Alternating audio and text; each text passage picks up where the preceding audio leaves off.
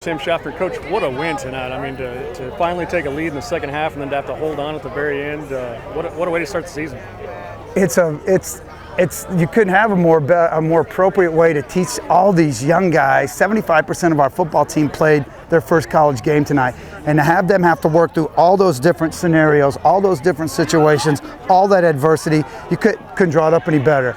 I don't know if it would have been as productive if we go out and win 70-0, yeah. But for them to have to grind it out, gut it out, get back in the fight, now they understand everything we talk about Sunday through Friday to get to this point. Now they get it. Well, and not only battling another very talented team, but battling the elements now. I mean, the heat, the humidity, and guys going down with cramps. You know, I checked the forecast all week, and the high was supposed to be 84 up until we got on the bus, and it was 87 over here. It was grueling on both sides. The heat and humidity definitely took a toll on both teams. You changed quarterbacks a couple times back and forth. Talk about what David Israel brought to the table. Well, he brings something that we haven't had in a really long time, and even more so than Justice Hansen, and that's the mobility that can turn a bad situation into a first down, and we haven't had that here like that really in a long time. I don't know if in my whole tenure here, even as coordinator, that we've had a guy like that can change the game with his arm and his feet.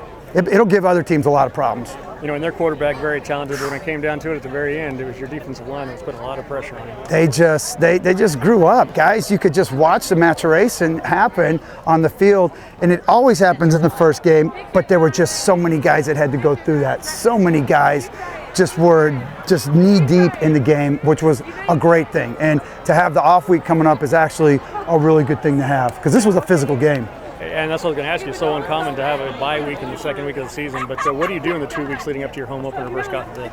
We get these guys healthy, and then we continue to teach them about the game of football, college football, get their football IQ and acumen up, and continue to work out the kinks and give them a little bit of time off, because some of these guys that came in the summer have been on a grind since June, then others since July, so they've been hard at it and have so many young kids.